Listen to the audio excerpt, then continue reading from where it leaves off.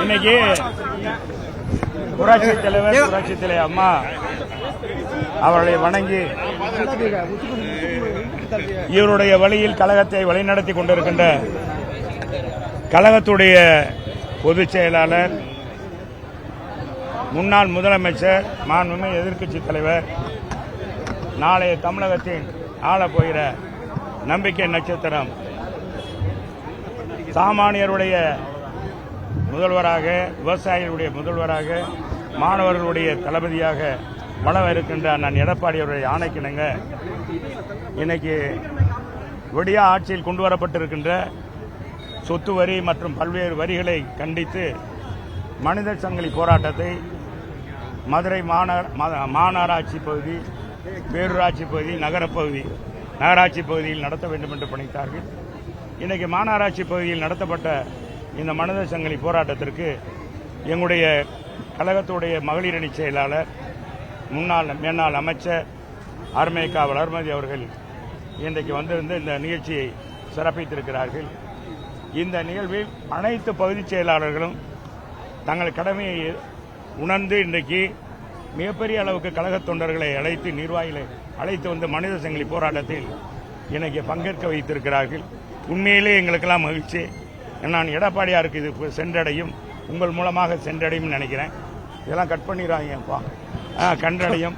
எனவே பார்த்தீங்கன்னா ஏறத்தாழ 2 கிலோமீட்டர் அளவுக்கு நீளத்துக்கு இன்னைக்கு இரு பக்கமும் மக்கள் சாரசாரையாக கழக தொண்டர்கள் மகளிர் அணியில் அணிவகுத்திருந்த காட்சி பார்க்கும்போது உண்மையிலே இந்த ஆட்சிக்கு அதிவிரைவிலே விடியலை அவர்களுக்கு இருட்டை கொடுத்து தமிழக மக்களுக்கு வெளிச்சத்தை கொடுக்கும் ஒரு நம்பிக்கை நட்சத்திரமாக அண்ணா திராவிட முன்னேற்ற கழகம் இருக்கிறது என்பதற்கு ஒரு சான்றுதான். ஏன்னா தொண்டன் எழுந்தாலே கழகம் எழுந்து விட்டது. தொண்டன் கொடி பிடித்து கோஷம் போட்டாலே கழகம் கோட்டைக்கு போகிறதுன்னு அர்த்தம். ஏன்னா அந்த வகையில் இன்னைக்கு வந்திருக்காங்க. அவங்களுக்கெல்லாம் உங்கள் சார்பாக எங்கள் கழக அத்தனை நிர்வாகிகளுக்கும், அனைத்து சார்பணிகள், அனைத்து பகுதி கழகம், கொட்டை கழகங்களுக்கும், மாவட்ட நிர்வாகத்திற்கும், எங்களுடைய கழகத்துடைய சார்பணி மாநில நிர்வாகிகளுக்கும் நன்றி தெரிவித்துக் கொள்கிறேன். சொல்லுங்க. இது உண்மையிலேங்க ஏதாச்சும் ஒரு காரணம் சொல்றாங்க. இது கள்ளச்சாராய சாவு உங்களுக்கு தெரியும். ஏறத்தாழ 70 பேர் கள்ளச்சாராயம் குடித்து இறந்தாங்க. எங்க 2வது கள்ளக்குறிச்சியில் அதுக்கு ஒரு காரணத்தை சொன்னாங்க. அதே மாதிரி இவங்க வந்து காரணம் கண்டுபிடிக்கிறது. இதே நேரத்தில் 2003 அம்மா அவருடைய ஆட்சியில் செப்டம்பர் மாதம் 6ஆம் தேதி அதே இடத்துல இதே மாதிரி ஷோ நடந்திருக்கு. ஆனால் துணைத் தலைவர் அன்னைக்கு கலந்திருக்கிறார், ஏர் மார்ஷல் கலந்திருக்கார். அதே மாதிரி இன்னைக்கு இந்த நிகழ்வுலையும் முதலமைச்சரோடு ஏர் மார்ஷல் துணைத் தலைவர் கலந்திருக்கிறார். கொஞ்சம் அவசியம் கேளுங்க. அவர் 15 நாட்களுக்கு முன்பாகவே இந்த ஷோ நடக்கிறது, மெரினா பீச்சில் நாங்கள் நடத்த போறோம், மாநில அரசு ஒப்புதல் கொடுத்திருக்கு. அந்த ஒப்புதலோடு இந்த நிகழ்ச்சியை சிறப்பாக நடத்துவோம்.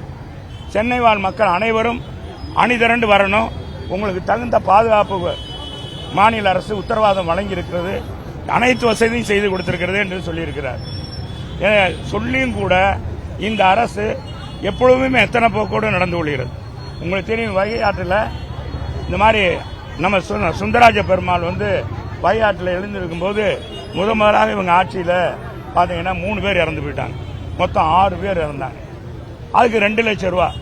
அதுக்கு பேசாம நம்ம முதலமைச்சர் இங்க மதுரைக்கு அழைச்சிருந்தா அவங்களுக்கு 5 லட்சம் ரூபா கிடைச்சிருக்கும் போல. இவர் கலந்துக்கிட்டு வேண்டா 5 லட்சம் ரூபா.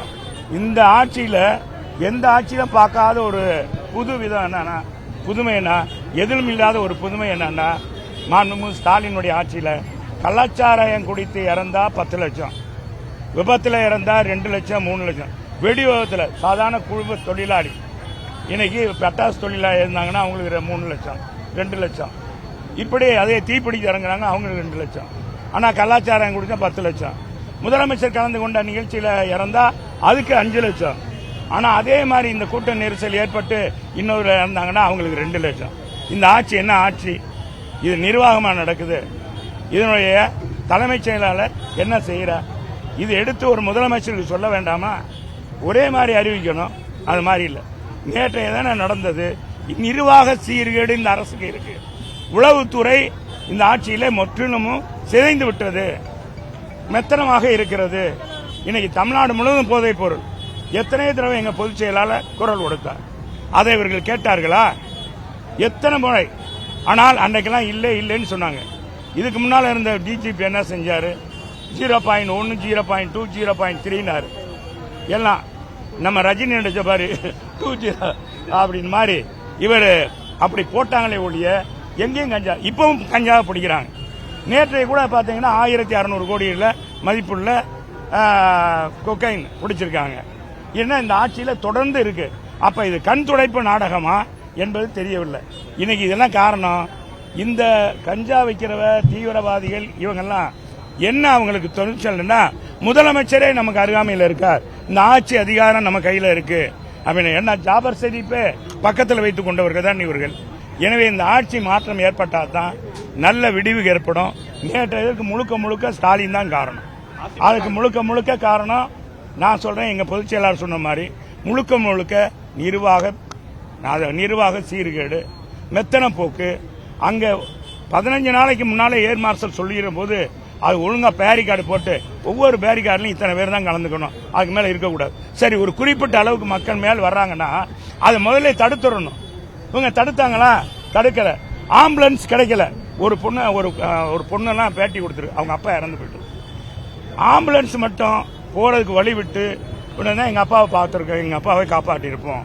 இன்னொருத்தர் சொல்றார், இன்னொரு பையன் பேசுறார், ஐயா சம்பாதிக்கிற மட்டும் எங்க அப்பா கிடையாது, சம்பாதிச்சு கொடுக்க மட்டும் தந்தை கிடையாது, அவர் தான் எங்களுக்கு எல்லாமே வழிகாட்டி. அந்த பாசம், அன்பு இதெல்லாம் என்ன பாத்தீங்கன்னா இதெல்லாம் ஒரு தந்தைகிட்ட எப்படி நாங்க பெற முடியும்? இதுக்கு முழுக்க முழுக்க இந்த அரசாங்கம் தான் பொறுப்புன்னு சொல்றாங்க. காலையில பாஜக உங்களுக்கு எதிராக ஒரு அறிக்கை கொடுத்திருக்காங்க, நீங்க போற இடத்துல எல்லாம் ஆர்ப்பாட்டம் போராட்டம் எல்லாம் பண்ணுவோம், நீங்க தொடர்ந்து அண்ணாமலை அத பத்தி எல்லாம் அண்ணாமலை பத்தி நான் சொல்றேன். அண்ணாமலை பத்தி எல்லாம் தலை இப்ப ஆட்டுனா என்ன சொல்லுவோம்? என்னப்பா சொல்லுவோம்? என்னப்பா சொல்லுவோம்? ஆட்டா என்னப்பா ஆட்டுக்குட்டி மாதிரி தலையாட்டுறீங்க அப்படின்னு நான் சொன்னேன்.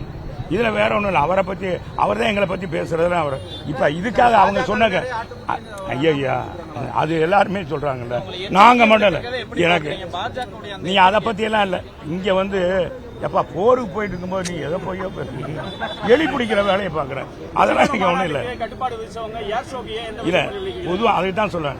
இந்த ஏர் ஷோவை முறையா நடத்திருந்தா இந்த விபத்து தவிர்க்கப்பட்டிருக்கும். ஒரு நிமிஷம் சொல்லிக்கிறேன், விபத்து தவிர்க்கப்பட்டிருக்கும். இந்த விபத்து முழுக்க தடுக்கப்பட்டிருக்கும். குறிப்பிட்ட அந்த மெரினா பீச்சில் எவ்வளவு பேர் அது தாங்கும், எவ்வளவு பேருக்கு குடிநீர் இருக்கு, எவ்வளவு பேர் ஆம்புலன்ஸ் வண்டி போறதுக்கான வழி ஏற்பட்டிருக்கணும். இதெல்லாம் காவல்துறை எவ்வளவுதான் செய்ய முடியும்? காவல்துறை பற்றாக்குறை. இதனாலதான் இந்த நேற்றைய தினம் முந்தா நாள் நடந்த இந்த இழப்புக்கு காரணம். 5 பேர் உயிரிழப்புக்கு இவங்க தான் காரணம். அது மட்டுமல்ல, இந்த ஆட்சி வந்ததிலிருந்தே போதை பணம் நடமாட்டம் இருக்கு என்பது தெரிஞ்சு.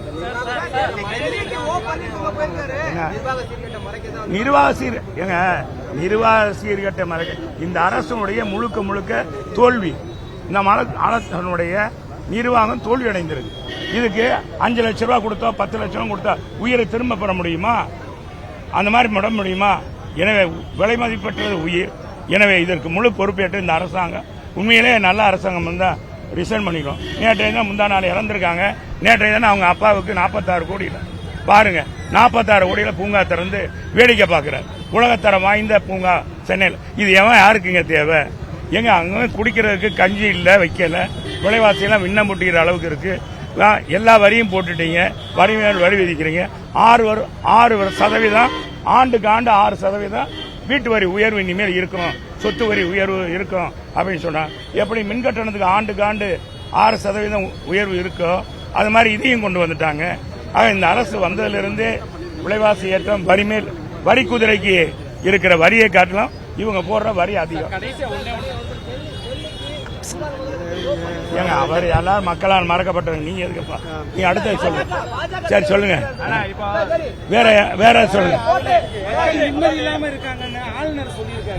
உண்மையில ஆளுநர் உண்மையை தான் சொல்றாரு. மக்கள் நிம்மதியே இல்ல. எல்லாரும் அன்றாட இன்னைக்கு பெண் பிள்ளைகளை பள்ளிக்கூடத்துக்கு அனுப்புறதுக்கே கஷ்டப்படுறாங்க. மாதம் முழுமையா வருமா? பையங்களை அனுப்புறது கூட கஷ்டப்படுறாங்க. இன்னைக்கு ஹாஸ்டல்ல முன்னால படிக்க வைப்பாங்க, இன்னும் ஹாஸ்டல்ல சேர்க்க கூடாது. ஹாஸ்டல்ல போனா பார்த்தா பொறியியல் கல்லூரியில் படிக்கிற மாணவர்களை 19 பேர் இந்த போதைப் பொருள் வைத்திருந்தாங்கன்னு சொல்லி கைது பண்ணியிருக்காங்க. எவ்வளவு ஒருத்தர் தற்கொலையே பண்ணிக்கிட்டார். ஆக எந்த அளவுக்கு இந்த ஆட்சியில் போதைப் பொருள் தங்கு தடையின்றி கிடைக்குது, தாராளமாக கிடைக்குது, விதவிதமான பொருள் கிடைக்குது.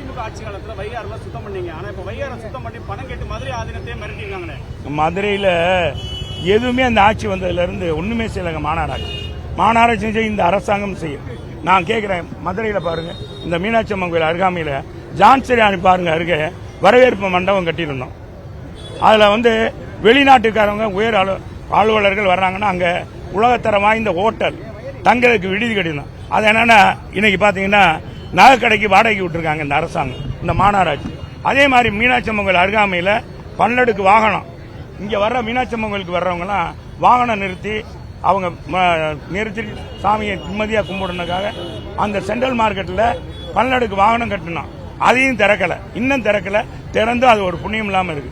அதே மாதிரி பெரியார் பேருந்து நிலையம் பாருங்க, இன்னைக்கு அதுல பல்லடுக்கு வாகனம் நிறுத்தம் கட்டுறோம், வணிக வளாகம் கட்டியிருக்கோம், அதையும் இது பண்ணல. தமுக்காரில உலகத்தரம் வாய்ந்த ஒரு அரங்கம் கட்டி கொடுத்திருக்கோம். எத்தனை மாவட்ட ஆட்சியாளர்களும் துணை கட்டடங்களும் இன்னைக்கு 100 ஆண்டுகளுக்கு, இன்னும் 50 ஆண்டுகளுக்கு குடிநீர் பற்றாக்குறையே இல்லை என்ற வரலாற்றை படைக்கின்றோம். இந்த குடிநீர் திட்டம் போன தடவை நிறைவேற்ற வேண்டியது மதுரை மாநகராட்சி, மதுரை மக்கள் கொடுக்க வேண்டியது. ஆனா இதுவரைக்கும் இன்னும் நிறைவேற்றல, மெத்தனை போக்கா நடக்கிறது. மதுரையில் பார்த்தா எங்க பார்த்தாலும் குண்டும் குழியுமா இருக்கு. சாலைகள் நிரம்பி வழி ஓடுது, சாலைகள் தண்ணி ஓடுது. தண்ணி வந்தா 4 நாளைக்கு ஒரு தடவை தான் தண்ணி கொடுக்குறாங்க. குடிநீர் வைகை நாடு, அதுவும் கழிவு நீர் கலந்து வருகிறது. எனவே இதை எதிர்த்து எங்க மாமன்ற உறுப்பினர்கள் ஒவ்வொரு கூட்டத்திலும் குரல் எழுப்புறாங்க. அந்த குரலுக்கு அவங்க மதிப்பே கொடுக்கறது இல்ல, ஒன்னொன்று வெளியொன்று பேசுறாங்க. எனவே இதெல்லாம் கண்டித்து தான் இதுக்கு முழுக்க முழுக்க தீர்வு இந்த ஆட்சி மாற்றம். இது மக்களுக்காக நடக்கிற போராட்டம், எங்களுக்காக இல்ல, எங்களை வளர்த்துக் கொள்வதற்காக இல்ல. அதிமுக இந்த போராட்டம் நடத்திய வளரணும். அதிமுக இது புற்றீசல் போல் வளர்ந்து கொண்டிருக்கிற இயக்கம். இந்த இயக்கத்தை எவனாலும் அழிக்க முடியாது, ஒழிக்க முடியாது. போராட்டம் நடத்தி இல்ல, மக்களை துன்புறுத்தி இல்ல, மக்களுக்கான போராட்டத்தை எங்க பொதுச் செயலாளர் அறிவிக்கிறார். அதை சிறப்பாக நடத்தினதுதான் மாவட்ட நிர்வாகம்.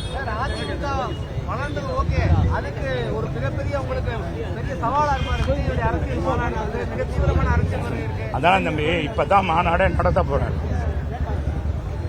நீங்க ஒன்ன புரிஞ்சுக்க, அதிமுக வேறப்பா, அதிமுக வேற.